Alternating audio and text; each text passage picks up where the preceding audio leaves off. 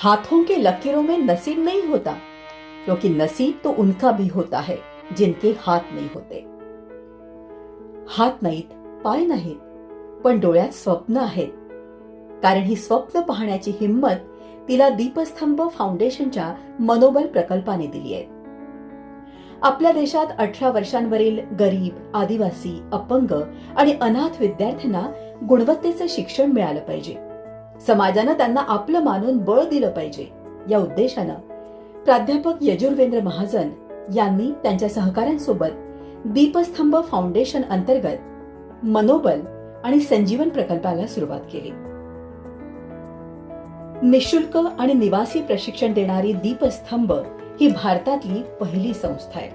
मला दीपस्तंभचा अतिशय गुणी अभ्यासू फॅकल्टी बनायचं आहे. I want to become a sale tax inspector. की अंध असणं हे वाईट नाहीच आहे, पण त्याच्याशी सामना न करणं, त्याच्यावर मात न करणं हा खरा शाप असू शकतो. आता अंधत्व ही मला अडचण वाटत नाही, कारण त्या अंधत्वापेक्षा माझ्या इच्छा मोठ्या आहेत, माझी स्वप्न मोठी आहेत आणि माझ्या आजूबाजूला आता माझ्याकडं माणूस म्हणून पाहणारी माणसं आहेत. अपंगत्व म्हणजे दुबळेपणा हा गैरसमज पुसून मनोबलने अनेक दिव्यांग व्यक्तींच्या स्वप्नांना बळ दिलंय. स्वतःच्या पायावर स्वाभिमानानं ते जगतायत. त्यांच्या डोळ्यातील अश्रूंची जागा आज आत्मविश्वासानं घेतलीय. ते रडण्याऐवजी परिस्थितीशी 2 हात करतायत आणि हा आशेचा प्रकाश त्यांच्या आयुष्यात आणलाय मनोबल प्रकल्पाने. फक्त कॉम्पिटिटिव्ह एक्झामचं ट्रेनिंग देणारं एक सेंटर, तेही फक्त अंध मुलांसाठी, आणि त्यांची सगळी व्यवस्था केली जाईल, त्यांना दर्जेदार शिक्षण दिलं जाईल. तर अक्षरशः मला 2-3 दिवस झोपच नाही लागली. माझं एक ध्येय होतं की बाबा MPSC मधून आपण काहीतरी करायचं. आता मी मुंबईच्या अनेक क्लासेसमध्ये गेलो MPSCच्या, तर त्यांनी अनेक मला प्रश्न केले की बाबा तू कसं करणार, तुला कसं दिसत नाही तुला, मग तर आम्ही कसं म्हणजे आम्ही हँडल कसं करू, असे अनेक प्रश्न त्यांच्या समोर निर्माण झाले. त्यांना मी पण सांगितलं की बाबा मी सगळं मॅनेज करू शकतो, तुम्ही फक्त मला ॲडमिशन तर द्या. तर त्यांनी मला म्हणजे ॲडमिशन वगैरे दिलं नाही, त्यांनी डावललंच त्यांनी मला. हा प्रकल्प सुरू झाल्यामुळे आम्हाला एक चालना मिळाली की बाबा MPSC पण आपण देऊ शकतो. मनोबल ही भारतातील वंचित मुलामुलींसाठी एक नवी पहाट आहे. जिद्दी विद्यार्थ्यांसाठी हक्काचं घर आहे.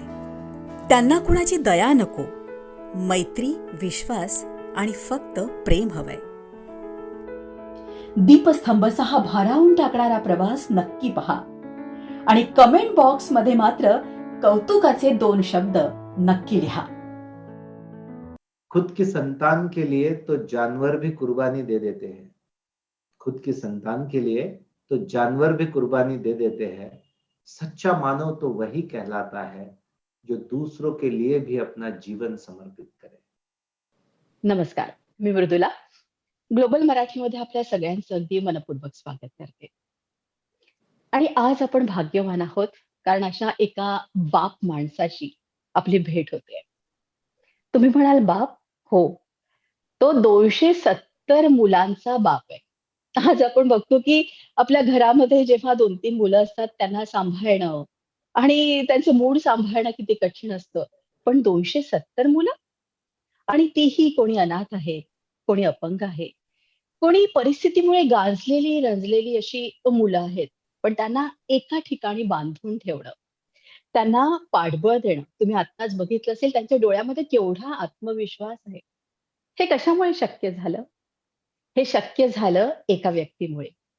त्यांचं नाव आहे यजुर्वेंद्र महाजन. यजुर्वेंद्र महाजन हे दीपस्तंभ फाउंडेशनचे सर्वे सर्वा. ते म्हणतात की मला म्हणू नको, संस्थापक म्हण, पण मी त्यांना सर्वे सर्वाच म्हणणार आहे. यजुर्वेंद्रजी, आपलं खूप खूप स्वागत. धन्यवाद. नमस्कार. आणि त्यांच्या बरोबर आहेत त्यांचे अत्यंत जवळचे मित्र अमित वाईकर, आणि ते शांघायहून आपल्या बरोबर आहेत. अमितजी, पहिले तुमचं स्वागत करते आणि मग तुमची ओळख करून देते. अमितजी. नमस्कार आणि नि हाव, शंघाई मध्ये असल्यामुळे. वा. तर अमितजी हे तसं पाहिलं तर दीपस्तंभसाठी इंटरनॅशनल कोऑर्डिनेटर आहे. पण हा खूप आधुनिक शब्द जरी असला तरी त्यांचं अतिशय प्रेम आहे दीपस्तंभावर. त्यांना प्रवासी भारतीय सन्मान मिळालाय आणि शांघाय मधल्या डॉलर या कंपनीचे ते व्हाईस प्रेसिडेंट आहेत. खूप म्हणजे आजचा आपला हा इंटरव्ह्यू, आपली ही चर्चा खूप रंगणार आहे. यजुर्वेंद्रजी, मी तुमच्याकडे येते. यजुर्वेंद्रजी, आता मी बघते की तुमचं आयुष्य नावाप्रमाणेच तुम्ही समर्पित केलं. तुमच्या आयुष्याचा यज्ञ केला. जसं तुम्ही म्हटलं की हे जी दुःख आहेत, ही वंचित मुलं आहेत, त्यांना आधार देताना तुम्हाला खूप आनंद वाटतो. तर या आनंद देणाऱ्या काही यशस्वी गाथा असतील, त्या आम्हालाही ऐकायला आवडेल, कारण की आम्हालाही त्याच्यातून खूप आनंद मिळेल. नक्की, नक्की. किती गाथा आहेत. जवळपास 250हून अधिक मुलं-मुली जी दिव्यांग आहेत, अनाथ आहेत, ही आता वेगवेगळ्या पदांवर काम करतायत. आणि अशा पदांवर, की आजपर्यंत देशात या पदांवर कधी दिव्यांग अनाथ मुलं गेलीच नाहीत. एक मुलगी आमची असिस्टंट कमिशनर इन्कम टॅक्स आहे. कंप्लीट ब्लाइंड आहे. काहीच दिसत नाही. आणि आता assistant commissioner income tax UPSC परीक्षा पास होऊन ती काम करतेय. माझा एक मुलगा, त्याला दोन्ही हात नाहीयेत इथून आणि दोन्ही पाय पण नाहीयेत मांडीपासून. आणि तो आता कोऑपरेटिव्ह ऑफिसर म्हणून नांदेडला काम करतोय. त्याचे वडील पुजारी आहेत किनवटला. 3,000 रुपये फक्त मिळतात एका खेड्यामध्ये आहेत. आणि हा मुलगा आता कोऑपरेटिव्ह ऑफिसर झालाय. धुणं भांडी करणाऱ्या एका बाईची माझी मुलगी ही आता पोलीस इन्स्पेक्टर आहे. माझा एक मुलगा ब्लाइंड आहे आणि तो अनाथ पण आहे. त्याला आई वडील नाही आणि तो बँक प्रोबेशनरी ऑफिसर झालाय. तो यवतमाळला काम करतोय. माझी एक मुलगी, तिला एक हात आणि एक पाय आहे आणि ती आदिवासी आहे आणि पुन्हा तिची उंची 3 फूट आहे. शरीर किडकिडीत आहे. तिला मराठी भाषा बोलणं सुद्धा चॅलेंज होतं. 11वी नंतर आपल्याकडे आली. 5 वर्ष राहिली. तुम्हाला सांगतो, ग्रॅज्युएट झाली आणि MPSCच्या मंत्रालयाच्या परीक्षेत पास होऊन आता मुंबईला मंत्रालयात आहे, उद्योग व कामगार विभागामध्ये. मी तुम्हाला सांगतो, ही पदं कदाचित थोडी छोटी वाटतील, पण मी तुम्हाला सांगतो, ती काय मोठं परिवर्तन त्यांच्या आयुष्यात आहे. त्यांच्या पिढ्यांनी कधी असं स्वप्न पाहिलेलं नव्हतं. आणि याचा उद्देश असा आहे, जसं पूर्वी महिला शिकायच्या नाहीत फार. मग 1960 मध्ये काही महिला ग्रॅज्युएट झाल्यात, हो ना? आणि आज 40 वर्षांनी, 50 वर्षांनी असं आहे, की आज जवळपास अर्ध्या मुली ज्या शाळेत जातात त्या ग्रॅज्युएट होतात. तर अशी सुरुवात व्हावी लागते. तर ही सुरुवात आपल्या देशात आता झाली आहे. माझी एक मुलगी ही कलकत्त्याची आहे, ब्लाइंड आहे, आई वडील नाहीये आणि ती बँकेत जॉब करते. तिला आम्ही बँकेतला मुलगा शोधला आणि तिचं लग्न आता लावून दिलंय. आणि कुठून लागलं लग्न? तर आमचे एक डोनर आहेत, त्यांच्या मुलीचं लग्न झालं. त्यांनी त्यांच्या मुलीला लग्नात येताना लोकांनी गिफ्ट आणू नका असं सांगितलं, मात्र पैसे घेऊन या असं सांगितलं. आणि तुम्ही जमवलेले आणलेले पैसे आणि आम्ही काही पैसे टाकू आणि हे सगळे पैसे आपण दीपस्तंभ मनोबल मधल्या दिव्यांग अनाथ मुलांसाठी देऊ, असं त्यांनी केलं. आणि त्या पैशातून या आपल्या एका लेकीचं लग्न पूर्ण झालं. ठीक आहे. तर अशा सगळ्या स्टोरीज आहे. माझा एक मुलगा आहे, आंध्र प्रदेश मधला आहे आणि या मुलाला 4 वर्षाचा असताना आई वडील दोघं वारले ऍक्सिडेंट मध्ये, मजूर होते. तो खेळत खेळत बसून असा ट्रेन मधून मुंबई आला, अनाथगृहात राहिला. नंतर 2 चांगल्या संस्था, भल्या व्यक्ती भेटले, त्याचं थोडं पुढचं शिक्षण झालं. हा आपला मुलगा आता गव्हर्नमेंट इंजिनिअरिंग कॉलेज कराड मधून 7.9 CGPA ने बीटेक झालाय, इंजिनियर. वा. आणि त्याच्या पुढची गोष्ट अशी आहे, मृदुलाजी, हम्म. त्याला दोन्ही हात सुद्धा नाहीयेत लहानपणापासून. इलेक्ट्रिक हम्म. वायर पकडल्याने लहानपणीच त्याचे हात कापावे लागले. हम्म. अशा सगळ्या स्टोरीज आहे. मी किती स्टोरी तुम्हाला सांगू. मोहम्मद खरंय. नावाचा काश्मीरचा मुलगा आहे आमचा, तो प्रॉव्हिडंट फंड डिपार्टमेंटला जॉब करतोय आता, ब्लाइंड आहे कम्प्लीट. भारतातल्या 18 राज्यातली मुलं आपल्या बरोबर शिकतायत, एकच संस्था ही असल्याने. काही ऑनलाईन आहेत आता, कारण हे सगळं कोविडचं होतं. आणि या सगळ्या मुलांमध्ये तो देण्याचा भाव येण्यासाठी आम्ही प्रयत्न करतो, ते संस्कार रुजवतो. काय मागतो आम्ही माहितीये, की एक पगार द्यायचा, त्यानंतर दरवर्षी थोडा थोडा निधी द्यायचा आणि असं बघायचं की त्यांच्या आयुष्यात ते या पद्धतीने किमान 100 मुलं उभी करू शकतील. हीच गुरुदक्षिणा, हीच कृतज्ञता त्यांच्याकडून निर्माण होते, प्रत्यक्ष कृतीत येते. अशा प्रकारच्या सगळ्या सक्सेस स्टोरीज. 11 मुलं माझी PhD करतायत दिल्ली युनिव्हर्सिटीमध्ये आणि म्हैसूर युनिव्हर्सिटीत, जे 100% ब्लाइंड आहे.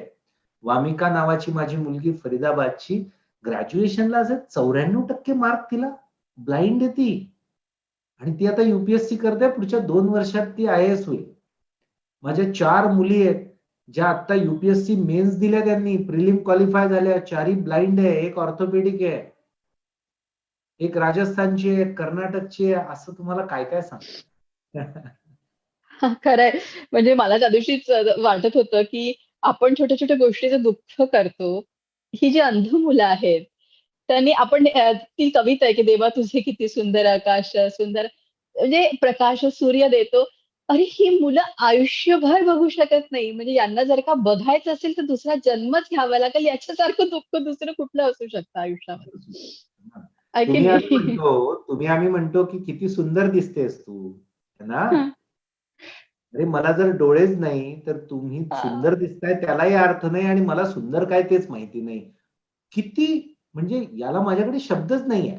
आणि म्हणून मला कायम वाटतं की आपल्यात ही कृतज्ञता जागली पाहिजे की हे सगळं मिळालंय, तर आपण आपल्या आयुष्यात प्रगती केलीच पाहिजे. पैसा कमवा, सगळं करा, पुरुषार्थ आहे तो. पण ही एक जाण ठेवावी की ज्यांना हे मूलतः मिळालेलं नाही, त्यांच्या सोबत आपण उभं राहिलं पाहिजे. आणि ते नाही केलं तर त्याला मराठीमध्ये एक शब्द येतो आहे, कृतज्ञ असणं. निसर्गाप्रती, समाजाप्रती कृतज्ञ असणं. 2 ओळी मला हिंदीतल्या खूप आवडतात. हं. खुद की संतान के लिए तो जानवर भी कुर्बानी दे देते हैं. खुद की संतान के लिए तो जानवर भी कुर्बानी दे देते हैं. सच्चा मानव तो वही कहलाता है जो दूसरों के लिए भी अपना जीवन समर्पित करे.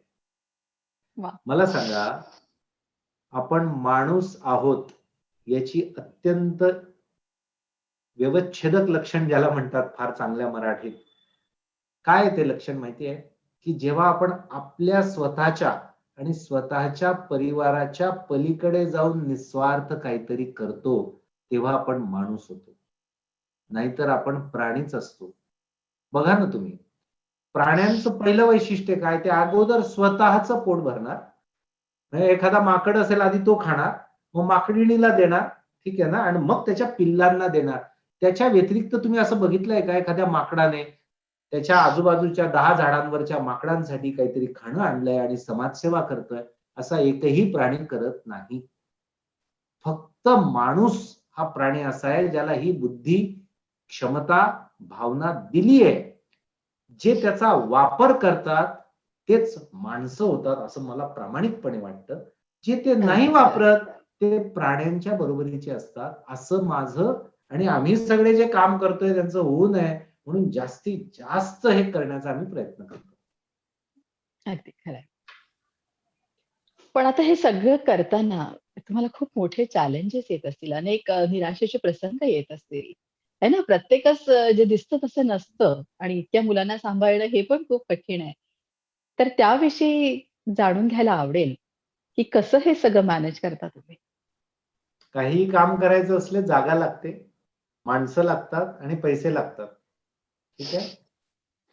याच्याहून जास्त चॅलेंज अजून एक असतं, ते या कामामध्ये अशा प्रकारच्या क्रॉनिक डिसॅबिलिटीतल्या मुलांना त्यांचं व्यक्तिमत्व घडवून, त्यांच्या अडचणींचा एक्सेप्टन्स तयार करून, काउन्सेलिंग करून, प्रोफेशनल ट्रेनिंग देऊन त्या प्रकारचं वातावरण तयार करणं आणि त्यांना हायर एंडला घेऊन जाणं हे फार चॅलेंजिंग आहे. पुन्हा त्यांनी सक्सेसफुली ते काम करणं याच्यासाठीचे पण ट्रेनिंग आम्ही घेतो. म्हणजे एखादी व्यक्ती अधिकारी झाली किंवा व्यवसाय करते, तिथे पण ते त्यांनी नीट करावं याच्यासाठीचे ट्रेनिंग घेणं, त्याचा फॉलोअप घेणं, त्यांच्या पाठीशी राहणं, हे एक चॅलेंज असतं. हं. पहिलं मी जे म्हटलं की जागा नसते, तर आम्हाला रतनलाल सी बाफना या फार मोठ्या एका व्यावसायिकाने, फार ग्रेट व्यक्ती आहे, त्यांनी 3 एकर जागा आणि तर आम्ही मग तो राष्ट्रीय प्रकल्प करायला घेतलाय आता, जिथे 300 मुलांचा निवासी प्रकल्प तो असेल. एकाच ठिकाणी त्यांना सगळ्या सुविधा मिळतील आणि देशभरातले दरवर्षी 300 मुलं उच्च शिक्षण, competitive exam, personality development, technology training असं हं. सगळं करतील. दुसरी अडचण आमच्या समोर होती ती म्हणजे माणसांची. ती माणसं घडवावीच लागतात, कारण याच्यातली तयार माणसं मिळत नाहीत. अजूनही असं आहे, की आम्ही उत्तम पगार देतो. का? हं. कारण वंचितांसाठी काम करणारे व्यक्ती वंचित नको, ही संस्थेची हं. आमची धारणा आहे. ठीक आहे. अगदी दुसरी गोष्ट, social work should be done very professionally and systematically. आणि ते जर करायचं असेल तर तुम्हाला ताकदीची आणि स्किलफुल माणसं पाहिजेत आणि त्यांना चांगले पगार पाहिजे. आम्ही ते करतो, कारण क्वालिटी शिवाय ती मुलं आयुष्यात प्रगतीच करणार नाही. तिसरी, पण तरीही आम्हाला माणसं आता मिळत नाही, कारण या क्षेत्रात काम करायला लवकर लोक तयार नसतात. ठीक आहे. मग आम्ही व्हॉलेंटिअरिंग काढलंय. काही लोक महिनाभर येतात, काम करून जातात, काही महिन्यातून 2-2 दिवस येतात, असंही करतोय. तिसरा भाग पैशांचा आहे. असं म्हणतात पैशांशिवाय काही होत नाही. माझा वेगळा अनुभव आहे. आमची स्टाईल अशी, आम्ही आधी काम सुरू करतो आणि पैसे येत जातात. माझा चांगुलपणावर खूप विश्वास आहे. तुम्हाला सांगतो, संस्थेकडे एकही रुपया नाही आणि तरीही उद्या जरी अजून 40 मुलं आलीत ना, आम्ही नाहीच म्हणत नाही. आम्ही म्हणतो या, बघू काय करायचं. आणि आम्ही लोकांसमोर जातो. लोक काही ना काही कुठून तरी मदत येते. आपण नेहमीच म्हणतो की खेड्याकडे चला, खेड्याकडे चला, खेड्याचा विकास खूप आवश्यक आहे, ग्रामीण भारताचा विकास होणं आवश्यक आहे. आपण नुसतंच म्हणतो, राजकीय व्यक्ती याबद्दल बोलत असतात, पण तुम्ही ते खरं करून दाखवलं. म्हणजे मी बघते की खरं तर तुम्ही शहरात जाऊ शकत होता आणि आता तर लोकांना दिसलं असेल की हा बाप जो आहे हा किती तरुण आहे की ज्याला 270 मुलं आहेत. तर म्हणजे यजुर्वेंद्र, मला तर वाटतं तुमच्या वडिलांनी ते तसंच नाव ठेवलं असेल, समर्पण, यज्ञ. तुम्ही तुमचं आयुष्य या मुलांना समर्पित केलंय आणि तुम्ही हे ठरवलं की मला ग्रामीण भागाकडे जाऊन विकास घडवून आणायचा आहे. कधी झाली सुरुवात याची? खरं तर मी स्वतःच ग्रामीण भागात जन्मलो, वाढलो आणि माझं ग्रॅज्युएशन पण ग्रामीण भागातच झालंय. त्यानंतर मी खरं तर बाहेर पडलो. मी एरंडोल या छोट्या गावातला आहे, जळगाव जिल्ह्यातल्या. माझे वडील ग्रामीण भागात डॉक्टर होते. धर्मार्थ दवाखाना चालवायचे. म्हणजे काय, ₹1 इंजेक्शन आणि ₹1 गोळ्या. मी हे तुम्हाला एक 25 वर्षापूर्वीची गोष्ट सांगतो फक्त. 12वी नंतर काय झालं, माझ्या आयुष्यात विवेकानंद आलेत. त्या दिवशी मला एवढंच समजलं की काय भारी माणूस आहे हा. आणि मला ना असं पण जगणं असतं, असं पहिल्यांदा समजलं. नाही तर आजूबाजूला आपल्याला तेवढेच लोक दिसतात ना, नोकरी करणं, शिकणं, व्यवसाय करणं, पैसा कमवणं, बायको, मुलं, व्यवस्थित झालं सगळं आपलं आपलं व्यवस्थित, आणि ते काही वाईट नाही. मला हे नवीनच समजलं की कसला भन्नाट माणूस आहे. आणि मला काय वाटलं, इतके वर्ष झाले या माणसाला जाऊन अजूनही लोक याची आठवण का करतात? कारण माझ्या आयुष्यात ना पहिला महान माणूस आला होता. आणि मला त्या दिवशी असं उगाच वाटून गेलं की आपल्याला पण असं जगता आलं पाहिजे. मला माझा मी सापडायला लागलो. मग मी विचार करत गेलो. अधिक महान व्यक्तींची पुस्तकं वाचत गेलो, त्यांच्याबद्दल ऐकत गेलो. आणि पुन्हा आपोआप काय होत गेलं अजून, मी अशाच खूप छान उत्तुंग माणसांबरोबर राहायला लागलो. ज्याला आपण सत्संग म्हणतो ना, आपल्या आजूबाजूला तशी माणसं पाहिजे. हे करताना मी जरा वेगळ्या दिशेने विचार करायला लागलो. आणि तोपर्यंत माझं ग्रॅज्युएशन झालं. तोपर्यंत अजून एक गोष्ट होती माझ्या जीवनात. मला ना कोणाला पण मदत करायला खूप आवडायचं कॉलेजला. मी कॉलेजचा UR होतो, युनिव्हर्सिटी रिप्रेझेंटेटिव्ह, गॅदरिंग सेक्रेटरी होतो. खेड्यातून खूप मुलं यायचे, छोट्या छोट्या खेड्यांमधून. त्यांना काहीही अडचण लागली ना तर ते मला भेटणार. त्यांना सायकल लागली मला भेटणार, मेडिकल मधून औषधे आणायची मला भेटणार. म्हणजे एक प्रकारे आपण कॉलेजचा नेता म्हणतो की नाही, पण मी नेता नव्हतो तसा. त्यांनी बनवला मला होता, पण मी सगळ्यांचा खास दोस्त होतो. आणि माझ्या आई वडिलांनी मला पुण्याला पाठवलं. साहजिक असं की तिथे चांगलं शिक्षण मिळतं म्हणून पोस्ट ग्रॅज्युएशन इंग्लिशमध्ये करायला मला पुणे विद्यापीठात पाठवलं. आणि माझ्या वडिलांची इच्छा होती की मी अधिकारी व्हावं. ठीक आहे. मग मी MPSC ची परीक्षा द्यावी असं त्यांना वाटायचं. म्हणून मी ज्ञानप्रबोधिनीमध्ये पण जॉईन केलो, स्पर्धा परीक्षा मार्गदर्शन केंद्रात. आणि माझं PG सुरूच होतं विद्यापीठात. मला मुळात संवादाची आवड, शिकवण्याची आवड, व्याख्यानांची आवड. तोपर्यंत मी वेगवेगळे कार्यक्रम अँकर करायचो. हे तुमच्या समोर बोलायला नको खरं म्हणजे मी हे, पण तुम्ही खूपच मोठं काम त्यात केलंय. पण मी असा मोकळा होतो आणि संवाद साधायचो. तर मी प्रबोधिनीत गेल्यावर मी जे 4 महिने शिकलो तेच मी 4 महिन्यानंतर तिथे शिकवायला लागलो. मला खूप आवडायचं. आणि काम सुरू झालं तिथे, अभ्यासही सुरू होता. मला त्यावेळेस हे जाणवत गेलं की अरे क्वालिटी एज्युकेशन म्हणजे काय असतं, त्यासाठी वातावरण कसं निर्माण होतं. शहरात चांगलं शिक्षण पुण्या मुंबईत भेटतं. म्हणजे तुम्ही आज अमेरिकेत असाल, कॅनडात असाल, शांघाईत असाल, चांगलं शिक्षण तिथे मिळतं म्हणजे काय असतं, तर बघा बाकीच्या सगळ्या गोष्टी या सेकंडरी आहे. चांगली माणसं तिथे असतात शिकवणारी, हो की नाही? मग मला हे सगळं जाणवत होतं आणि त्या दरम्यान माझे वडील वारले अचानक. म्हणजे तो खूप मोठा धक्का होता. आणि त्याच्यातून सावरत मी मग पुन्हा स्वतःचा शोध सुरू होता ना. आता मला माझ्या वडिलांना वाटायचं म्हणून अधिकारी व्हायचं नव्हतं. मी तोपर्यंत एम-पी-एस-सी परीक्षा दिली, प्रिलिम पास झालो, मेन्स दिली. पण नंतर जेव्हा निर्णय प्रक्रिया माझ्याकडे आली, त्यावेळेस मला असं जाणवायला लागलं, की मला शिक्षणात खूप रस आहे. मला सोशल वर्क म्हणजे समाजासाठी काहीतरी करायला मला असं मनापासून वाटतं. हा शोध मला लागायला लागला आणि या संदर्भात जे स्किल्स आवश्यक आहेत, जसा दृष्टिकोन आवश्यक आहे, तो माझ्यात मुळात आहे. असं करत असताना मी पुण्यात माझं पी-एच-डी सुरू केलं पुणे विद्यापीठात. मी हो. वयाच्या 23व्या वर्षी पुण्यातल्या 1800 शिक्षकांना ट्रेनिंग दिलं 1.5 वर्ष. हे सगळं खूप छान चाललं होतं. मला ज्ञानप्रबोधिनीत मी खूप छान काम करत होतो पूर्ण त्या विभागामध्ये. आणि मला एक प्रश्न माझ्या मनात निर्माण झाला. मृदुलाजी, मला कायम असं वाटतं आज हे सगळं बघताना किंवा हजारो जीवनं बघताना लोकांची, आपल्या मनात जोपर्यंत प्रश्न पडत नाही ना, तोपर्यंत आपण स्वतःचा शोध आणि स्वतःला काय करायचं ते नाही शोधत. मला प्रश्न असा पडला, की माझ्या वर्गामध्ये 100 मुलं-मुली होती. ठीक? त्याच्यातली फक्त 4 मुलं-मुली ही बाहेर ग्रॅज्युएशन नंतर काहीतरी असं शिकायला गेली. ठीक आहे? का गेली? तर माझ्या वडिलांकडे काही पैसा होता आणि त्यांना अवेअरनेस होता म्हणून. म्हणजे 96 मुला-मुलींच्या आई-वडिलांकडे पैसे नव्हते आणि त्यांना अवेअरनेस नव्हता, जागरूकता नव्हती. म्हणून ते मागे राहिले. आम्ही 4 पुढे आलो. मला हे फार अस्वस्थ करायचं. मग याचा अर्थ असा आहे, ज्यांच्याकडे पैसे आहेत ते अधिक पुढे जातील, ज्यांच्याकडे नाहीत ते मागे राहतील. तोपर्यंत सुभाषचंद्र बोस, गांधीजी, डॉक्टर बाबासाहेब आंबेडकर, विशेषतः कर्मवीर भाऊराव पाटील हे मला प्रचंड प्रभावित करत होते विवेकानंदांबरोबर, की कोणीतरी काहीतरी केलं पाहिजे, खेड्याकडे गेलं पाहिजे, हे सांगून काय होणार? आणि म्हणून मी ठरवलं, की आपण या ग्रामीण आदिवासी भागातल्या गुणवत्तेच्या शिक्षणासाठी काम करायचं.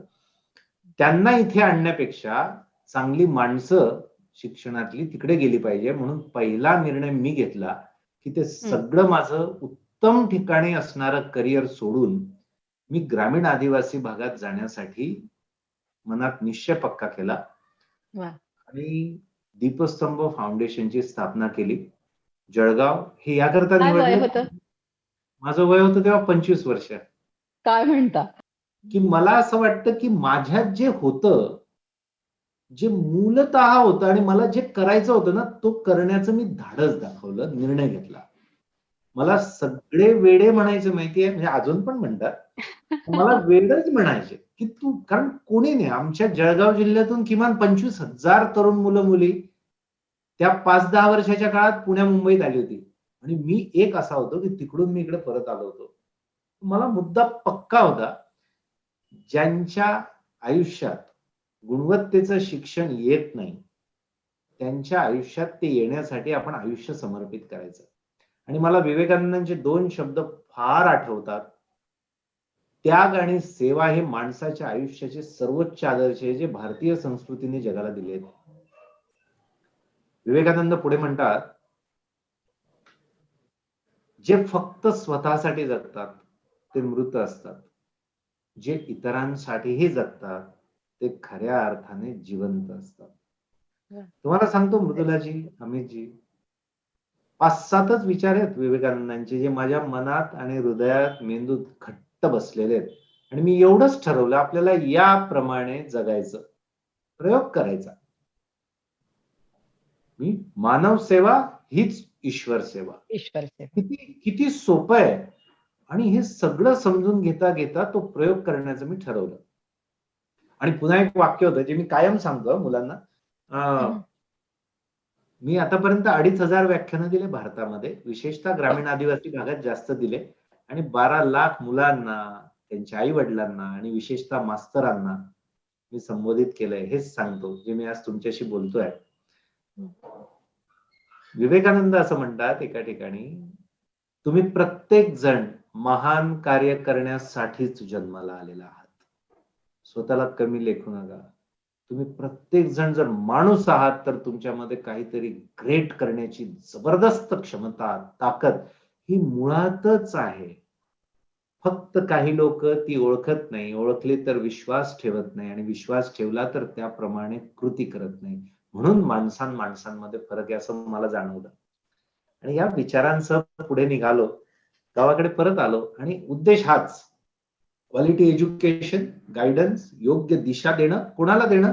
ग्रामीण आदिवासी भागातल्या ज्यांच्याकडे बऱ्यापैकी थोडीफार आहे रक्कम ते पण शिकतील, पण ज्यांना काहीच नाहीये त्यांना हे सगळं विनामूल्य शिक्षण मिळावं आणि त्यांना त्यांच्या आयुष्याची दिशा सापडावी, त्यांचं आयुष्य समृद्ध व्हावं, यासाठी हे सगळं काम सुरू केलं पहिल्या टप्प्यात. खरंय. खरंय, म्हणजे माणसाने माणसाशी माणसासम वागावे असंच त्या पाठीमागे तुमचा उद्देश आहे. आणि हा माणूस त्यानंतर तुमचं क्षितिज वाढत गेलं. तुम्ही भारावून गेला आणि हे तुमच्या लक्षात आलं की नाही, केवळ ग्रामीण भागातली लोकांना तर मला करायचंच आहे. परंतु आज अनाथ, अपंग, मूकबधीर, अंध अशा अशांना कोणीच नाही आहे. अशा लोकांसाठी देखील मला करायला हवं. अ, असं तुमच्या मनात वाटलं आणि तुम्ही कार्याला सुरुवात केली. त्याआधी मला अमितजींकडे यायचंय, की अमितजी हम्म. जसं आता मी म्हटलं, की तुम्ही भारावून गेलात दीपस्तंभच्या या कार्याने आणि आत्ता जे मी म्हटलं, की यजुर्वेंद्र यांनी हे विविध जी मंडळी आहेत त्यांना मदत करण्याचा वसा घेतला. तुम्हाला जेव्हा हे कळलं, तेव्हा तुम्हाला काय वाटलं?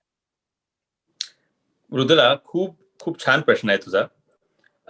आणि हे मला असं वाटतं की या गोष्टी ज्या होतात, जेव्हा अमित सारखा व्यक्ती यजुर्वेंद्राला भेटतो, तर ते कुठेतरी इट इज ऑलरेडी डेस्टाईन. ते कुठेतरी ते ऋणानुबंध आधीच बांधले गेलेले असतात.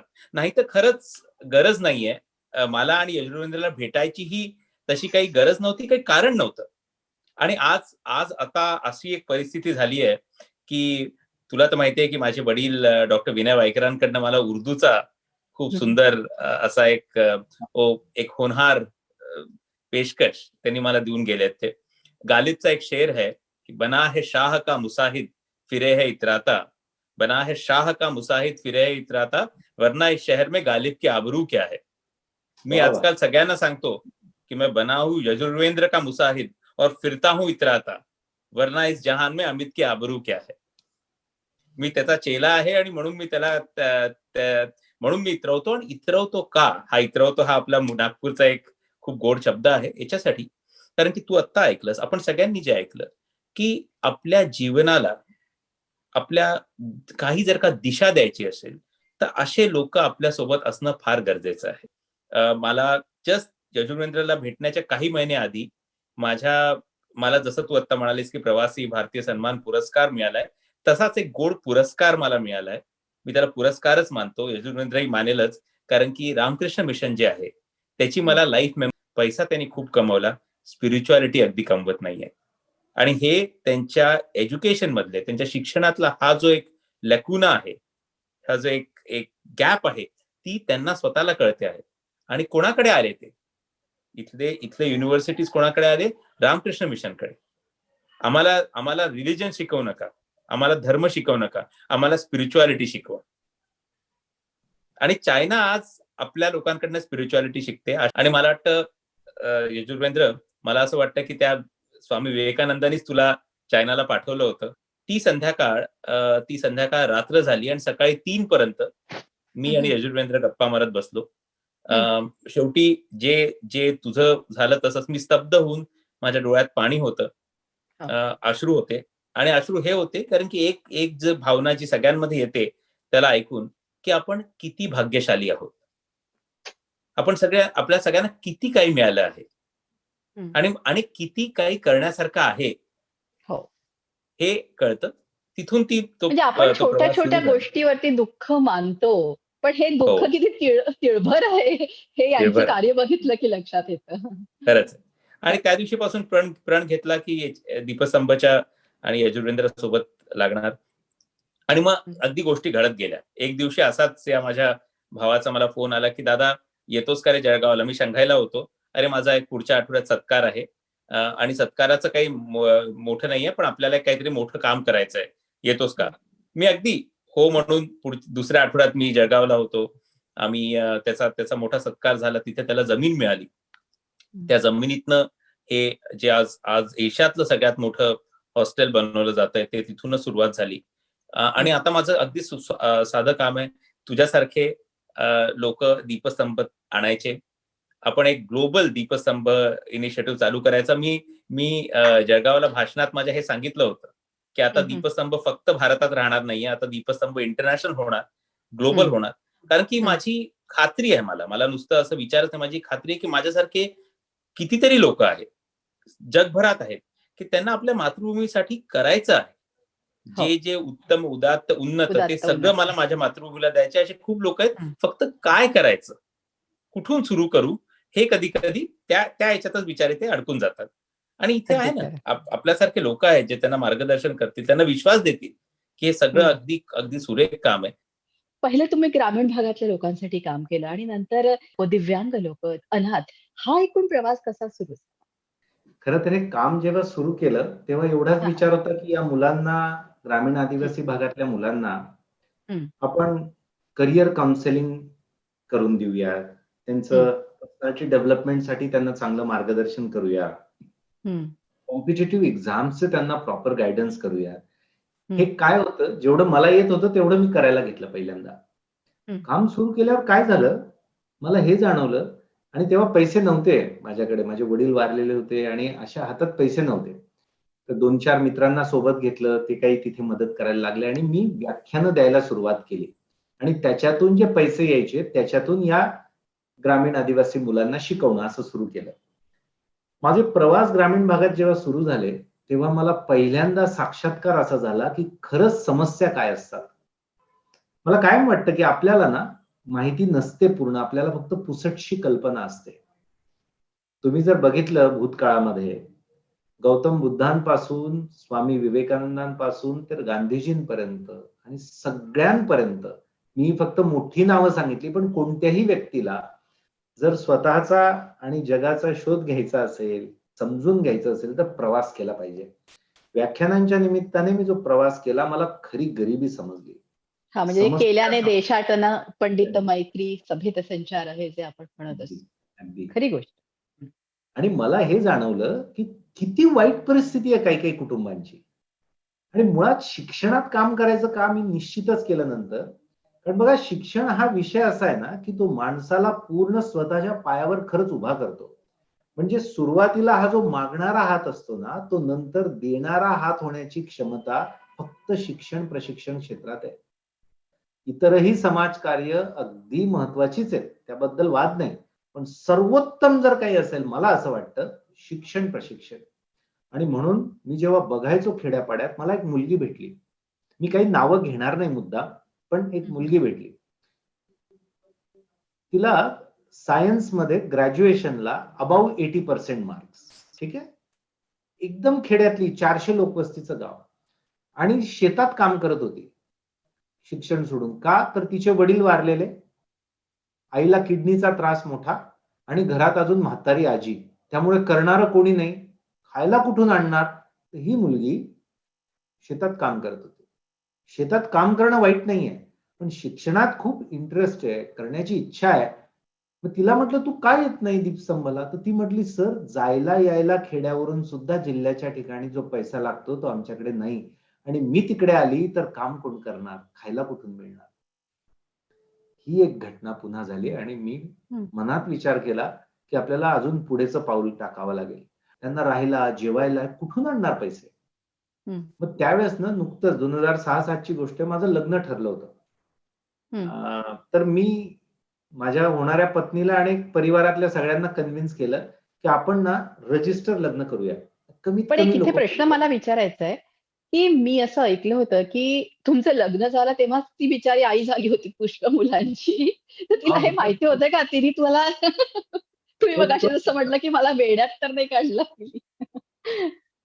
झालं तसंच की लग्नात आम्ही ठरवलं की आपण रजिस्टर लग्न करूया. ज्यांची पोटं आधीच तुडुंब भरली आहेत त्यांना पुन्हा पुन्हा जीव घालण्यात आग्रहाने मला काही फार इंटरेस्ट नाही. आणि त्याकरता आपण लग्न कमी लोकांमध्ये करू आणि त्याच्यातून जे पैसे वाचले त्यातून आम्ही लग्न झाल्या दिवसाच्या संध्याकाळीच 10 मुलं मुली दत्तक घेतली. कशी? जी ग्रॅज्युएट्स आहेत पण खूप गरीब आहेत आणि मात्र परफॉर्मर आहेत, होतकरू हुशार आहेत. अशा पद्धतीने आम्ही लग्नाच्या दिवशी 10 जणांचे तर पहिल्यांदा आई वडील झालो. आई वडील त्या मुलांना राहणं, खाणं आणि शिक्षण हे सगळा खर्च आम्ही केला. आणि तुम्हाला सांगू पुढच्या वर्ष दीड वर्षात ही 10च्या 10 मुलं क्लास 1 क्लास 2 ऑफिसर झाली. वा, तिथे काय मला आनंद एक झाला. मुलगा सापडला, हा ये वर्कआउट होता है बॉस, म्हणजे हे मॉडेल एकदम भारी आहे. मग ठरवलं की हे वाढवायचं. मग हा. पुन्हा पैसा तर आजूबाजूला शोध घेतला, कोणी डोनेशन देईल का, काही देईल का. पण हा. लवकर आपल्याकडे कोणी कामाला अशा कामांना तयार होत नाही, विश्वास ठेवत Correct. नाही किंवा पुढे येत नाही आणि ग्रामीण भागात लवकर फार येत नाही. नाही. थोडे लोक तयार झाले. पुखराज पगारिया आणखी काही लोक होती, माझे हा. काका होते, त्यांनी थोडी थोडी मदत केली. पण ते पुरणारच नव्हतं, कारण हे हा. सगळे जर पसरलं महाराष्ट्र, तर महाराष्ट्रभरातून मला आठवतं 300-350 अर्ज आले आमच्याकडे. त्याच्यातले किमान 150-200 जणांना तर खूप मदतीची गरज होती. त्यावेळेस मी एक निर्णय घेतला. आमचं 3 मजली घर होतं, ठीक आहे, हा. वडिलोपार्जित वडिलांचं घर होतं. तर मी ते घर विकण्याचा निर्णय घेतला आणि मी हा. भाड्याच्या घरात राहायला गेलो.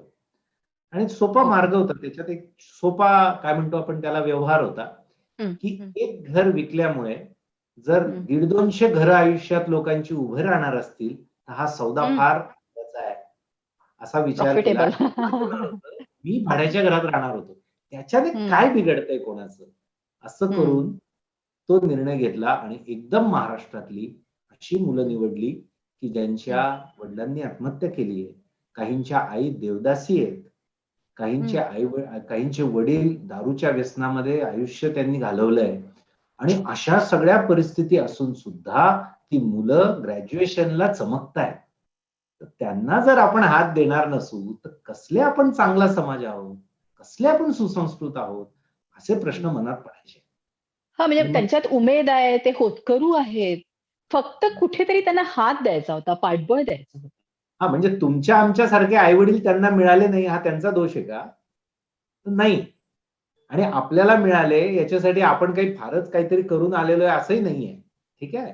तर त्यांना ते नाही मिळाले तर चला ना आपण थोडंफार जेवढं शक्य अशा मुलांसाठी करूया, असं करून ते काम केलं आणि एक गुरुकुल प्रकारचं शिक्षण उभारलं. आणि काहीच नाही आमच्याकडे, आम्ही एक एक भाड्याचे घरं घ्यायचो, लोकांना विनंती करायचो, माझी व्याख्यानं सुरू, त्याच्यातून येणारा पैसा लोकांना आवाहन करणं, पैसा जमवणं, असं सगळं काम करत ते ग्रामीण आदिवासी भागातलं काम पुढे गेलं. 200 मुलं जवळपास यायला लागले. दरवर्षी त्यांची एंट्रन्स घ्यायची, त्यांना निवडायचं, त्यांना घडवायचं. मुलं मुली एकत्र, सर्व जाती धर्माची, असा एक वेगळ्या प्रकारचा प्रयोग सुरू झाला आणि त्याच्यातून पहिल्या 5 वर्षातच सुमारे 150हून अधिक विद्यार्थी वेगवेगळ्या गव्हर्नमेंटच्या जॉबमध्ये लागले. वा. अशा प्रकारे हे पहिल्या टप्प्यातलं ग्रामीण आदिवासी मुलांचं काम सुरू झालं. आणि मग आपण जो प्रश्न विचारला, अपंग आणि अनाथ मुलांचं काम सुरू होण्याच्या आधी असाच एक पुन्हा घटना घडली. असंच प्रवासात असताना व्याख्यानं झालीत माझी आणि खूप प्रभावित झालेली मुलांनी मला गराडा टाकला आणि माझ्या ते सह्या घेत होते, ऑटोग्राफ. मी ऑटोग्राफ देत होतो, त्यांच्याशी बोलत होतो आणि मला ना खालून माझा कुर्ता होता, कोणीतरी असा ओढण्याचा भास झाला. तर मला असं वाटलं अडकलं असेल कशात, तर मी पाय झटकला, पुन्हा ओढण्याचा भास झाला. मी बघितलं 2 फूट उंचीची एक मुलगी, तिला ऐकू येत नाही, ठीक आहे, तिची उंची 2 फूट, तिला पाय नाहीत. त्याच्यानंतर तिच्या बरोबर काही अंध मुलं मुली हे माझ्याशी बोलायला आतुर आणि मला म्हणतायत, सर आम्हाला खूप चांगलं वाटलं तुमचं ऐकून, आम्हाला खूप अशी उभारी आली, आम्हाला पण आयुष्यात काही करता येईल का, असं त्यांनी मला विचारलं. पुन्हा एकदा माझ्या मनात प्रश्न निर्माण झाला, ही मुलं का पुढे जात नसतील. आणि माझ्या लक्षात आलं की भारतातल्या कुठल्याच क्षेत्रातल्या सर्वोच्च पदांवर अपंग व्यक्ती का दिसत नाही, है ना. आम्हाला पहिल्यांदा प्रश्न पडला तेव्हा. आणि त्याचा मला तर जेव्हा वाटतं 18 वर्षांच्या वरती जी मुलं आहेत त्यांना तर हा म्हणजे मोठा प्रश्न आहे आणि स्किल डेव्हलपमेंट त्यांच्यासाठी सुरू करणं खरंच काळाची गरज होती आणि ती तुम्ही केली. हां, बोला. सॉरी. मृदुलाजी, मुळात प्रश्न असा आहे की उच्च क्षेत्रामध्ये एकही व्यक्ती मिळत नाही अपंग. हो. त्याचा जेव्हा मी शोध घेतला तेव्हा लक्षात आलं, अपंग व्यक्ती जन्माला आल्या आल्या लोक रडतातच घरातली. का रडतात? का दुःख होतं? कारण मनात हा विचार त्यांनी स्वतः गैरसमज पक्का केलेला असतो की आता ही व्यक्ती काहीही काही करू कामाची शकते. म्हणजे काही बरोबर? कामाची नाही आणि आपलं हे कामाची नशीब नाही. बाबा खोट. याच दृष्टीने त्याकडे बघणं आयुष्यभर पुढे त्या व्यक्तीकडे आणि तशाच प्रकारची भाषा वापरणं, तशाच प्रकारचं वातावरण देणं, असं जी व्यक्ती वागेल, जी व्यक्ती राहील, ती व्यक्ती आयुष्यात काही करू शकत नाही. म्हणजे अगदी अपंग नसणाऱ्या व्यक्तीलाही जरी तुम्ही असं वागवलं ना, तर ती व्यक्ती आयुष्यात काहीच करत नाही. हे मला समजलं आणि दुसरं त्या व्यक्तीकडे दयेच्या नजरेने बघणं, न्यूनत्वाच्या भावनेने बघणं आणि हो. तिथून मग मी पूर्ण महाराष्ट्रात पुन्हा दौरा आखला आणि प्रत्येक जिल्ह्यातल्या दिव्यांग मुलांना व्याख्यानं द्यायला सुरुवात केली, भेटायला सुरुवात केली आणि त्यांना सांगायला लागलो, की तुम्ही प्रत्येक जण पाहिजे ते करू शकतात. तुमच्या अपंगत्वाचा आणि तुमच्या आयुष्यात काहीतरी करून दाखवण्याचा काहीही संबंध नाही. म्हणजे मी कायम खरंय. सगळ्यांना हे सांगतो, की आता हं. मृदुलाजींनी, अमितजींनी जी काही प्रगती केली आहे, ती फक्त डोळे, हातपाय म्हणून नाही केलेली. आपल्या आयुष्यात आपण प्रगती ही डोळे, हातपायांनी नाही करत. आपण ही प्रगती आपल्या विचारांनी, आपल्या जिद्दीने, हो की नाही? आपल्या कष्टाने, हं. या हं. सगळ्या गोष्टींनी करतो. आणि हे सगळं तर अपंग व्यक्तीमध्ये असतं. हे खरंय. त्यांना पटवून दिलं आणि मग ती मुलं प्रेरित झाली, की आम्हाला करायचं काहीतरी. ठीक आहे? हं. तर पुन्हा एक गोष्ट लक्षात आली. हं. या पूर्ण आपल्या देशात वेगवेगळ्या प्रकारचं अपंगत्व असलेल्या मुलांनी उच्च करिअर करावं वेगवेगळ्या क्षेत्रात, यासाठीची कुठेही व्यवस्था उपलब्ध नाही. म्हणजे अपंग व्यक्तीला MBA करायचंय, अपंग व्यक्तीला PhD करायचंय, अपंग व्यक्तीला सायन्समध्ये करिअर करायचंय, रिसर्च करायचंय, कॉम्प्युटर्समध्ये जायचंय किंवा आम्ही जे काम करतोय प्रायोरिटीने वेगवेगळ्या कॉम्पिटिटिव्ह एक्झाम्स मध्ये जायचंय, UPSC करायचंय. तर एखाद्याची जर इच्छा झाली, तर त्याला ते करण्यासाठीची इकोसिस्टीम पूर्ण भारतात कुठेच उपलब्ध नाही. हे लक्षात आल्यानंतर मग हं. दीपस्तंभचं उद्दिष्ट माझ्या मनात आलं, की आपण हे का सुरू केलंय? ज्यांना एक्झॅक्टली. सर्वात जास्त गरज आहे अशांना हे गरज आहे. उपलब्ध करून देणं आणि आय नो. माझ्या जीवनाचा क्षण आणि क्षण अशा मुलांसाठी आपल्याला वापरता येणं.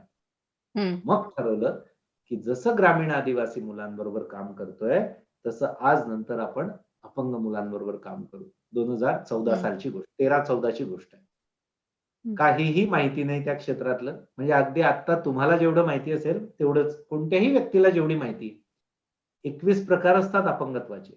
त्याच्यातले मुख्य प्रकार आहेत ब्लाइंड असणं, हिअरिंग इम्पेअर्ड असणं अच्छा. आणि हां, हां. ऑर्थोपेडिक असणं. काहीच माहित नाही मला याच्यातलं. म्हणजे या नावांशिवाय काहीच माहिती नाही. सगळी माहिती घ्यायला सुरुवात केली. 3 अडचणी होत्या या मुलांना. एक तर कुठलाही कोर्स करायचा हायर एज्युकेशनचा किंवा कॉम्पिटिटिव्ह एक्झामचा अभ्यास करायचा. त्यासाठीचं स्टडी मटेरियलच नाही ऍक्सेसिबल. म्हणजे त्यांना शिकता येईल असं. म्हणजे उदाहरणार्थ इकॉनॉमिक्स किंवा स्टॅटिस्टिक्स ग्रॅज्युएशन, पोस्ट ग्रॅज्युएशन लेव्हलचं कॉम्पिटिटिव्ह एक्झामसाठी एखाद्या ब्लाइंड मुलाला शिकायचं आहे. तर ते पूर्ण स्टडी मटेरियल हे त्याला समजेल अशा फॉर्मॅटमध्ये उपलब्धच नव्हतं. मग आम्ही अगोदर स्टडी मटेरियल ऍक्सेसिबल करण्यासाठी अमेरिकन काही सॉफ्टवेअर्स मागवलीत. कॉम्प्युटर टेक्नॉलॉजी सगळी त्यांच्यासाठीची आम्ही आणली. त्यांना ट्रेनिंग देण्यासाठी ट्रेनर तयार केले आणि त्याच्या माध्यमातून हे सगळं मटेरियल ऍक्सेसिबल फॉर्मॅटमध्ये टाकायला सुरुवात केली. दुसरी अडचण होती, त्या मुलांना शिकवणाऱ्या व्यक्तीच नाही तो विषय, कुठलाच विषय नाही. म्हणजे समजून घ्या आपण, की त्या हं, व्यक्तीला हं. आपल्याला जिओग्राफी शिकवायचं आहे हायर. तुम्ही ब्लाइंड व्यक्तीला किंवा डीप डम व्यक्तीला जिओग्राफी नॉर्मल जो रेग्युलर मुलांना शिकवतो ती व्यक्ती शिकवूच शकत नाही. आणि या मुलांसाठी असं शिकवणारा या हायर लेवलला व्यक्तीच भारतात उपलब्ध नाही. कारण हे कधी कामच झालेलं नाही देशात. मग आम्ही दुसरं काम केलं, त्या प्रकारची माणसं मी तयार करायला सुरुवात केली. इथे माझा काउन्सिलर असण्याचा, टीचर ट्रेनर असण्याचा सगळ्या गोष्टींचा मला फायदा करता आला. तिसरी गोष्ट होती, या मुलांना मी जे आपल्याला म्हटलं त्याप्रमाणे टेक्नॉलॉजी, मग लॅपटॉप, कॉम्प्युटर्स, अँड्रॉइड मोबाईल लोकांकडून डोनेशनने मागणं, त्या मुलांना ट्रेनिंग देणं, त्याचं ट्रेनिंग सेंटर तयार केलं. आणि चौथी अडचण सांगतो, भारतातली जवळपास 80 ते 85% दिव्यांग मुलं मुली ही बिलो पॉवर्टी लाईन मधली आहेत.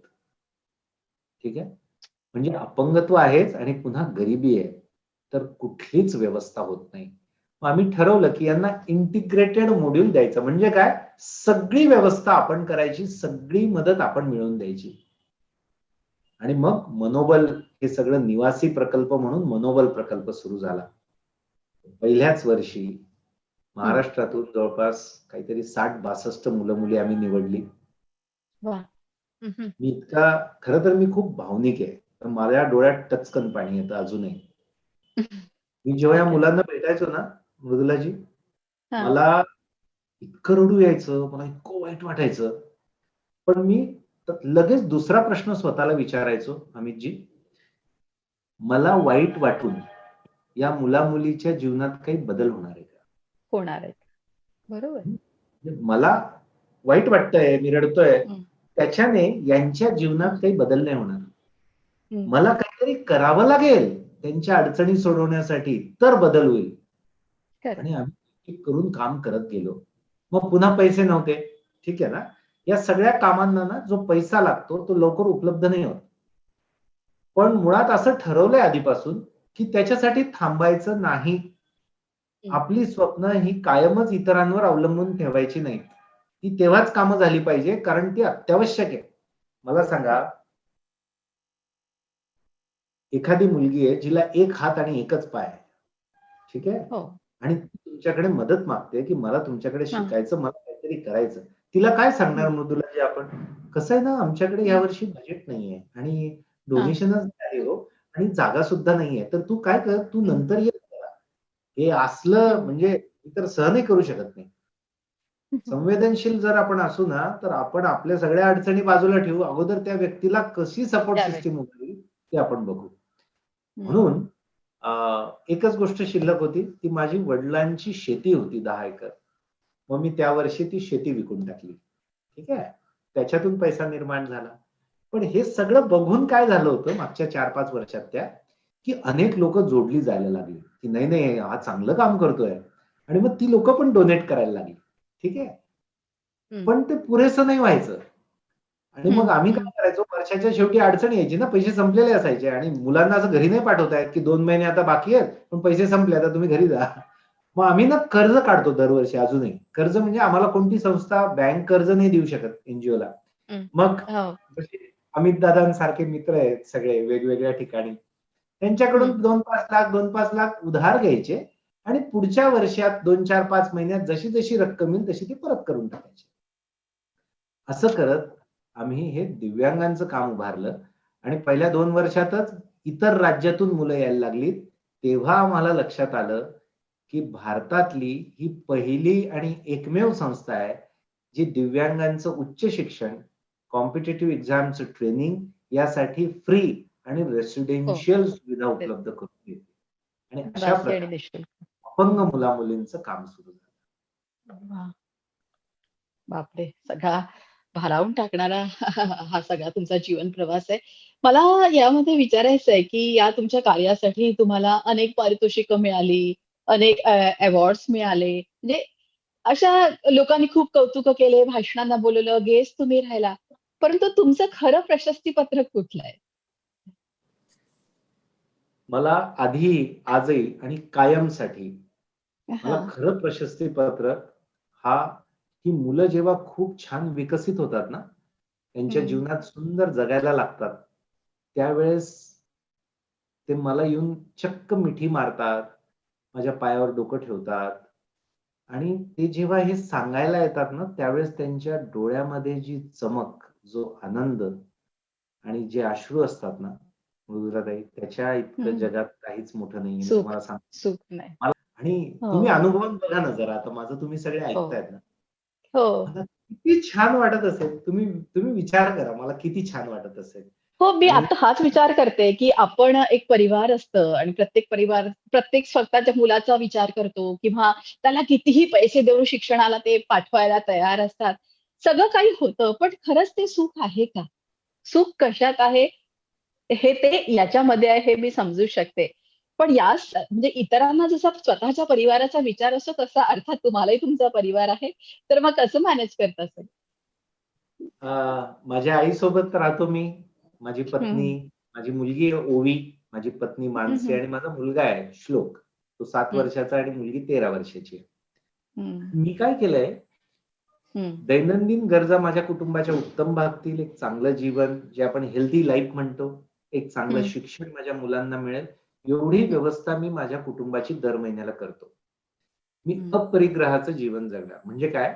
मी कुठलाच संग्रह करणार नाही. म्हणजे मी डिपॉझिट करणार नाही, मी बँकेत पैसे ठेवणार नाही, मी कुठली प्रॉपर्टी घेणार नाही, माझ्या मुलांसाठी ते ट्रान्सफर होईल असं बघणार नाही आणि काहीच करणार नाही. माझं काम आहे अच्छा. उत्तम आरोग्य, त्यांना उत्तम शिक्षण देणं, माझ्या पूर्ण परिवाराला चांगलं जीवन जगता येणं, असा मी प्रयत्न करतोय. तिसरा टप्पा जो माझ्या या सगळ्या कामाचा आम्ही घेतला तो असा आहे, हां. 2015-16 साली हं, हं. असंच एक 13-14 घरं आहेत आता भाड्याने घेतलेली वेगवेगळ्या ठिकाणी.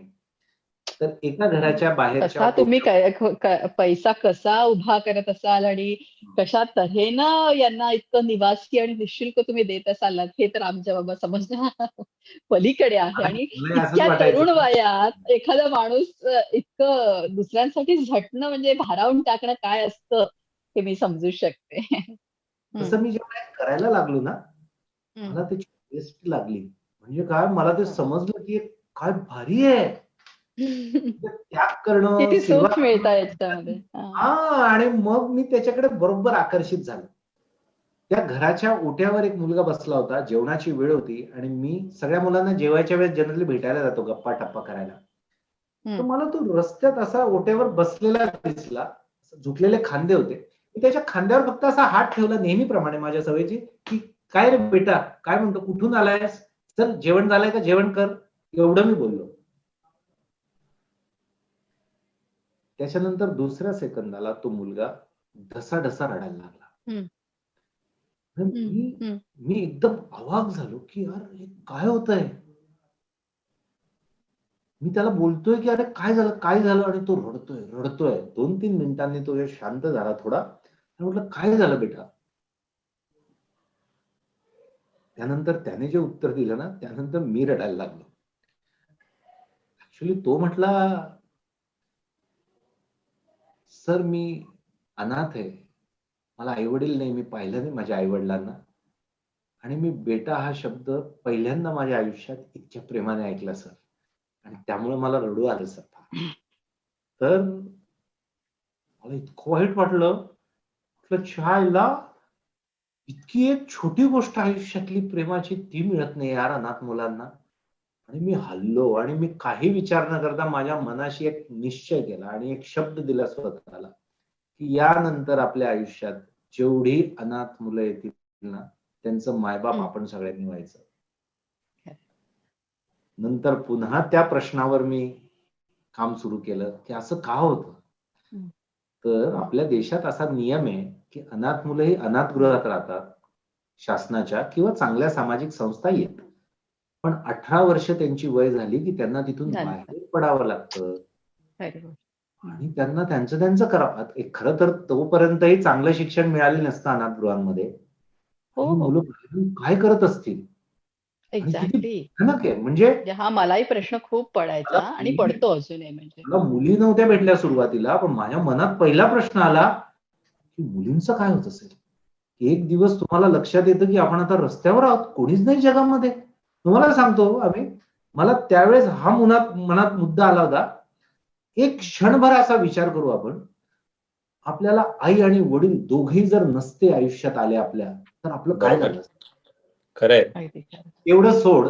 आत्ता पण असं जर आपल्याला वाटतं, की आई आणि वडील दोघंही आपल्या आयुष्यात नाहीये. म्हणजे आहेत ते आज, पण समजा नाहीयेत तर आपलं काय होईल? आणि मी अगदी विचार खरं. केला, यार आपण काय भाग्यवान आहोत. हात-पाय, हं. डोळे, बोलता येतं, ऐकता येतं, मेंदू चालतोय आणि खरंय. सगळ्यात महत्त्वाचं वडील आहेत आपल्याला किंवा होते ज्यांनी आपलं पालन पोषण केलं. आई वडील नाही आणि पैशाचा पण म्हणजे काही करायचं झालं तरी आपण पैशाचा विचार करतो. कसं जायचं पुढे, कसं जायचं? ठीक आहे. आणि म्हणून मग विचार केला सगळ्या की वाटा बंद. आपल्या नंतरच्या अशा पुन्हा तेच आपण का जगतोय, जगण्याचं प्रयोजन काय आहे, उद्दिष्ट काय आहे संस्थेचं, ज्यांना सर्वात जास्त गरज आहे अशांना शिक्षण देणं. मग या बरोबर. अपंग मुलांबरोबर अनाथ मुलांनाही जोडून घेतलं. आणि त्यामध्ये काय माहितीये का मृदुलाताई, हम्म. कृतज्ञतेची भावना आहे. सेवा वगैरे फार नंतरचा विषय आहे. त्यांच्यासाठी उभं राहणं हे माझं कर्तव्य आहे, ही सेवा नाही आहे. आणि पुन्हा मला इतकं मिळाल्यामुळे मला कृतज्ञता व्यक्त करण्याचं ते एक माध्यम आहे असं आम्ही सगळे मानतो. अगदी, अगदी, आणि अगदी. त्याच्यातून हे काम वाढत गेलं. आणि अनाथ मुलांबरोबरचं काम अजून वेगळं आहे. हो. अनाथ मुलांचं काम असं आहे, अगोदर त्यांना स्वीकारणं, ठीक आहे. दुसरं त्यांना प्रेम देणं आणि निर्व्याज निस्वार्थ प्रेम देणं, पेशन्स ठेवणं. पेशन्स म्हणजे काय तुम्हाला सांगतो, त्यांच्यानं चुका होतात, ते चुकतात, साहजिक आहे. अहो तुम्ही आम्ही चुकतो, आपल्याला इतके संस्कार आणि काय काय मिळून सुद्धा, बरोबर. हो. त्यांना काहीच मिळालं नाही, ते चुकतात. हो. ठीक आहे, त्यांना माफ करायला लागतं. आणि नंतर सगळ्यात महत्वाचं त्यांच्यावर विश्वास ठेवावा लागतो. तुम्हाला माहितीये का, या मुलांवर पहिली गोष्ट कोणी विश्वासच नाही ठेवत, त्यामुळे त्यांना बरोबर. काम मिळत नाही. बघा ना तुम्ही, मी अनाथ आहे, मी पहिले. काम मागायला गेलो आणि मी म्हटलं की मला काम द्या, ते म्हटले ठीक आहे देऊ. मग ते पहिला प्रश्न विचारतात, आई वडील कोण? मग मी सांगेल मला आई वडील नाही, तर लगेच समोरच्याच्या मनात प्रश्न येतो की काही अडचण आली तर आपण कोणाकडे जायचं. त्यामुळे या मुलांना काम मिळत नाही. मग आम्ही काय करतो, त्यांना शिक्षण देतो, काही ट्रेनिंग देतो त्यांच्या कलेप्रमाणे. काही गव्हर्नमेंट ऑफिसर्स सुद्धा होत आहेत, बाकीचे स्किल्स मध्ये जातात. आणि त्यांना आम्ही हे जॉब मिळण्यासाठी सपोर्ट सिस्टीम काय, अरे माझी मुलं आहेत म्हटल्याबरोबर समोरच्याला विश्वास वाटतो आणि त्यांना काम मिळतं. ठीक आहे. इथे मला एक टेक्निकल तुम्हाला प्रश्न विचारायचा आहे. म्हणजे हा आपल्या इंटरव्ह्यूचा भाग होऊ शकतो किंवा नाही होऊ सांगा. शकत. पण जसं आपण जॉब बद्दल तुम्ही विचारताय, मध्ये माझ्या मनात काय विचार आला होता, की एखाद्या व्यक्तीला परदेशात नोकरी, आता तुम्हाला पाहते मी इतक्या अनेक कंट्रीज आहेत की तिथे लेबर क्लासच्या अनेक नोकऱ्या आहेत. अनेक लोक परदेशात देखील जाऊन काम करतायत, छोटे मोठे जॉब का होईना. तर अशा वेळेस ह्या मुलांना पासपोर्ट किंवा व्हिसा मिळण्यात काही अडचणी येतात का किंवा जॉबच्या सतत? हो, ऍक्च्युअली त्यांना अनाथगृहातून बाहेर पडतानाची सर्टिफिकेट मिळतानाच खूप अडचणी येतात. एक्झॅक्टली मला वाटलं सर याच्यावरती काहीतरी करणं खूप गरजेचं आहे. कारण आत्ताशा तिथे त्याच्यावर अजून जरा जॉब काम सुरू अपॉर्च्युनिटीज आपण क्रिएट करू शकतो. आत्ताशा त्याच्यावर काम सुरू झालंय चांगलं.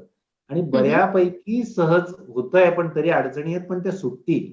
आणि त्यामुळे ती मुलं तेही करू शकतील. पण मुळात असं आहे, बाहेर जाऊन काम करायला जी मानसिकता, जे स्किल्स, जे धाडस हेच तयार झालेलं नसतं. आम्ही काय करतो, त्यांना आत्ता तरी गव्हर्नमेंटमध्ये किंवा प्रायव्हेटमध्ये त्यांना जॉब मिळवून देणं, व्यवसायाला लावणं असं करतो. आणि दुसरं सगळ्यात छान काम आम्ही आता करायला घेतलंय 4 वर्षापासून. नंतर ना त्यांची आम्ही लग्न करतो. नाहीतर लग्न पण लवकर होत नाही. माहितीये का? कारण लग्नात पुन्हा प्रश्न हाच विचारतात, आई वडील कोण? आणि सांगता नाही येत तेव्हा विश्वास नाही ठेवला जात. आता म्हणतो आमची मुलं आहेत, ठीक आहे ना. तर आता त्यांची लग्न होतात आणि लग्न झाल्यानंतर ज्या मुली सासरी जातात, त्या मुली दरवर्षी माहेराला म्हणून आपल्याकडे वर्षातून 2 वेळा येतात. बाईला माहेर पाहिजे ना, कुठेतरी एक जागा हवी, तर त्या येतात. अगदीच. त्या पद्धतीने हे अनाथ मुलांचं. माझ्या हातात तुम्ही हा दोरा बघताय, 10 दिवसापूर्वी माझ्या एका अनाथ मुलीचं आम्ही लग्न लावलं. तिला ती तलाठी झाली, गव्हर्नमेंटची एक्झाम पास होऊन ₹30,000 पगार सुरू झाला. तिने पहिला पगार संस्थेला दिला ठरल्याप्रमाणे. आणि तिला मग मुलगा शोधून तिचं लग्न झालं आणि मी कन्यादान केलं. तर त्याच्या हा दोरा आहे. तर अमितजी आता आपण बघितलं की हे कार्य खरोखरच अतिशय अप्रतिम आहे, धाडसाचं आहे. आणि आज खर तर आपण यांचं ऐकलं, भारावून गेलो. थोड्या वेळासाठी आपण भारावून जाऊ आणि थोडंसं बाहेर पडलो की हे विसरून जाऊ. तर हा भारावलेपणा तुम्ही सोडू नका आणि खरोखरच लोकांनी या संदर्भात नाळ जोडली पाहिजे आपल्या या कार्याला. या संदर्भात तुम्ही काय सांगाल? हां, दिवस दिवस उलटून जातात, आठवडे उलटून जातात आणि मग कुठेतरी दीपस्तंभ, मनोबल, यजुर्वेंद्र कुठेतरी मनात राहतात. आदर हो. राहतो, पण आपण कार्य करत नाही. अशा हम्म. लोकांसाठी मला फक्त एकच हात जोडून विनंती करायची आहे की मनोबल दीपस्तंभ हा जो प्रकल्प घेतला आहे, हा एशियातला सगळ्यात मोठा प्रकल्प आहे. आपण एक खूप मोठं रेसिडेन्शियल कॉम्प्लेक्स या सगळ्या मुलांसाठी करतो आहे. अहो विचार करा ना, आज आपल्याला यजुर्वेंद्र सांगत होता 13, 14, 15 अशा भाड्याच्या घरात हे मुलं राहत आहेत. हे असं करण्यापेक्षा आपल्याला जमीन मिळाली आहे, अगदी 3 एकर जमीन मिळाली, तिथे हे सगळे हॉस्टेल्स बनणार, ट्रेनिंग सेंटर्स बनणार आणि इथे आपल्याला लागणार आहे तो फक्त निधी, पैसा. आणि 10-12 करोड रुपयाचा आपल्याला निधी उभा करायचा आहे. आणि आज मला माहिती आहे, मी बाहेर आहे, अमेरिकेत असणारे, कॅनडात असणारे, युरोपमध्ये असणारे, खरंच हा निधी काही मोठा नाहीये. तर ज्यांनाही असा निधी उपलब्ध करून द्यायचा आहे, त्यांनी मला, मृदुला, आपणास किंवा यजुर्वेंद्रला या कार्यक्रमाच्या नंतर आम्ही सगळ्यांचे ईमेल ऍड्रेसेस, सगळे कॉन्टॅक्ट डिटेल्स आपण शेअर करणार आहोत. तुम्ही कृपा करून हा विचार नक्की आपल्याकडे ठेवा. आणि हे नुसता विचार ठेवू नका. माझं ऐकाल तर एक करा. तुमचा कोणी ना कोणी नातेवाईक, कोणी ना कोणी मित्र, सखा, बंधू भारतात असेल, मुंबईत असेल, पुण्यात असेल, अहो त्याला जर का एक दिवस जळगावला पाठवू शकलात तर खूप छान होईल. त्यांना बघू द्या. आपण म्हणतो ना, सीइंग इज बिलिव्हिंग. त्यांना खरंच जाऊन बघू द्या की ती बिल्डिंग कशी बनते आहे, हे मुलं कसे जगतात, यजुर्वेंद्रचा दिवस कसा चालू होतो, कसा संपतो, हे सगळं त्यांना अनुभव करू द्या. मला नक्की 100% खात्री आहे की जसं माझ्या मनात पूर्णपणे परिवर्तन झालं होतं, आज मृदुला मला आपल्या डोळ्यात ते दिसतंय की तुमच्या डोळ्यात ते परिवर्तन हो. होताना मला दिसतंय, तुमच्या सगळ्यांचं तसं होईल. ही एक मला प्रार्थना करायची. दुसरी एक अगदी साधी गोष्ट जी आपण आरामात करू शकतो. आपले बरेचसे जे आज कार्यक्रम हे बघणार आहेत, हे कुठल्या ना कुठल्या कंपनीमध्ये, कुठल्या ना कुठल्या संस्थेत कार्यरत आहेत. प्रायव्हेट कंपनी असेल, जे भारतात आहेत, त्या सगळ्यांना माहिती आहे की आपल्या सगळ्या प्रायव्हेट कंपनीजमध्ये CSR फंड्स असतात. कॉर्पोरेट सोशल रिस्पॉन्सिबिलिटी साठी आपले फंड्स असतात. अहो किती सोपं आहे. आपण जर का त्या जागी आहोत जिथे आपण तो निर्णय घेऊ शकतो किंवा इन्फ्लुएन्स करू शकतो त्या निर्णयाला, तर दीपस्तंभ आणि मनोबल नक्की लक्षात ठेवा. आणि जे भारताच्या बाहेर बसले आहेत, का मी म्हणतोय की नुसतं पैसा देणं गरजेचं नाही, पण एकदा तुम्ही हे केलं की तुमची नाळ कुठेतरी ती बांधली जाते. कुठेतरी ती रात्री सुंदर छान झोप यावी झोप या. आणि कुठेतरी असं वाटावं की काहीतरी तर केलं या आयुष्याचं. जीवनाचं चीज झालं असं वाटेल आपल्याला. नहीं तो इस जिंदगी का फलसफा क्या होगा? पैदा हुए, पैसा कमाया, बच्चे पैदा किए और मर गए. यजुर्वेंद्र एकटा निघाला होता त्या या सगळ्या, वो तो अकेला ही चला था जानिबे मंजिल, मगर हम साथ आएंगे और कारवा और आगे बढ़ेगा. आगे बढ़ता जाएगा. ऐसा कहा है ना, वो मूवी में कहा है शाहरुख खान ने, तो उसके पहले के डायलॉग मुझे पता नहीं, लेकिन उसका लास्ट वर्ड सेंटेंस ऐसा है, यदि आप सच्चे दिल से कुछ चाहो तो सारी कायनात तुम्हारे पीछे आती है. इच्छा. त्याचा मराठीतून असं आहे, वेगळा अर्थ, तुम्ही जर निस्वार्थ काही काम कराल आणि त्याच्याने जर मानवतेचं कल्याण होणार असेल, तर माणसंच नाही, निसर्ग पण तुमच्या सोबत येतो. मी तुम्हाला सांगतो, एकही स्वप्न बघितलेलं आमचं खाली जात नाही. प्रत्येक गोष्ट पूर्ण होते. फक्त आता काय, एका व्यक्तीला 80,000 खर्च असतो मुलाला 1 वर्षाचा. मग आम्ही तसे एक मुलाचं पालकत्व शोधतो. कोणी 2-5 हजार रुपये देतं, तेही घेतो. असं करत ते काम चाललंय. बांधकामासाठी जरा मोठा निधी पाहिजे म्हणून जास्त चॅलेंज आलंय. 1 वर्ष पण 1 वर्षात ते पूर्ण होईल. भारताला अभिमान वाटेल. तुम्ही जेवढी लोक भारताच्या बाहेर पण आहेत ना आणि भारतात राहणार आहेत, तुम्हाला अभिमान वाटेल की आमच्या देशात या प्रकारची संस्था अशा प्रकारच्या देशातल्या दिव्यांग अनाथांसाठी इतकं सुंदर काम करते, असा अभिमान वाटेल अशी संस्थेचं बांधकाम चाललंय. तुम्ही जर एखादं काम सुरू करता आहात आणि ते काम सुरू केल्यानंतर तुमच्या वाटेत जर अडचणीच येत नसतील, तर समजून घ्यायचं तुमचं मार्ग चुकलाय किंवा काम चुकलंय किंवा तुमचं काम छोटं. अगदी खरंय. तुमच्या कार्यामध्ये जर महान अडचणी येत असतील, तर समजायचं तुमचं काम महान असणार आहे. मघापासून आम्ही तुमचं ऐकतोय आणि तुमचे हे सगळे अनुभव आम्हाला अंतर्मुख करतायत. केवळ अंतर्मुख नाही तर काहीतरी करायची देखील प्रेरणा देत आहेत. तर नक्की तुम्ही आम्हाला तुमच्या भविष्याचे प्लॅन सांगा, जेणेकरून आमच्याकडून काही मदत होता आली तर ती आम्ही जरूर करू. भविष्यात असा विचार केलाय, आता बऱ्यापैकी अनुभव आला, 10-15 वर्षे काम करतोय आम्ही सगळे. आम्ही असं ठरवलंय की पुढच्या 15 वर्षात भारतातल्या प्रत्येक दिव्यांग म्हणजे अपंग आणि अनाथ मुला-मुलींना हं. उत्तम शिक्षण, उत्तम प्रेम आणि आयुष्य समृद्ध करण्याची संधी उपलब्ध होईल अशा व्यवस्था पूर्ण भारतात आपल्याला विकसित करायच्या आहेत. आता हे एक प्रोजेक्ट, हे एक मॉड्यूल झालं. आता ते रेप्लिकेट करणं. जगभरात तुमच्या आमच्यासारखीच लोकं आपला हं. मेंदू वापरून कंपन्या मोठ्या करतात, हो की नाही? हं. मल्टीनॅशनल्स होतात. हं. असंच सगळं वापरून आपण किमान आपल्या देशातल्या अपंग अनाथ मुलांची समस्या सोडवणार नाही का? तर ते करण्यासाठी हा एक मोठा व्यासपीठ तयार केलाय आणि त्यानंतर जगातल्या अनेक देशातल्या आत्ताच एक पाकिस्तानचा मुलगा जोडला गेलाय संस्थेशी. त्याचं ऑनलाईन ट्रेनिंग सुरू झालंय.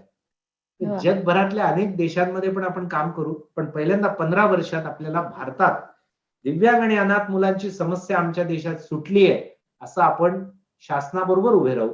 त्यांना सोबत घेऊ, कंपन्यांना सोबत घेऊ, माणसं तयार करू आणि हे काम करायचं आहे. यासोबत शिक्षणाची गुणवत्ता वाढणं, संस्कारपूर्ण शिक्षण होणं, शिक्षणातून चांगला माणूस घडणं, अशा प्रकारचं काम उभं करायचं आहे. आणि त्यासाठी तुमचं सगळ्यांचं स्वागत आहे. तन, मन, धनाने. तुम्ही काम करायला काही वेळ येऊ शकतात का? जरूर या. तुम्हाला काही आयडियाज द्यायच्या आहेत का? जरूर द्या. ठीक आहे? काही टेक्नॉलॉजी सुचवायची का? जरूर सुचवा. तुम्हाला काही रक्कम द्यायची का? 1000-2000 रुपयापासून आत्ताच एका कंपनीने 2 कोटी रुपये दिले बांधकामाला.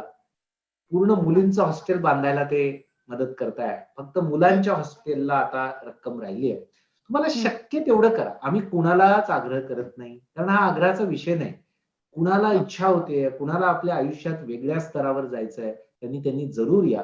आपण सगळे सोबत काम करू आणि जो तसेच ज्योत लागतात त्याच्यावर. जीवन अधिक सुंदर करूयात आणि अधिक अर्थपूर्ण करूयात. आपलंही आणि इतरांचंही. म्हणजे जगायचं कसं? रडत, रडत, कणत, कणत की हसत, हसत? अतिशय सुंदर असं तुम्ही बोललात. तुम्ही काय किंवा तुमचं हे काम काय? हे एक प्रकाशाचं बेट आहे. तुम्ही कर्मवीर आहात आणि हजारो मुलांसाठी तुम्ही दीपस्तंभासारखे आहात.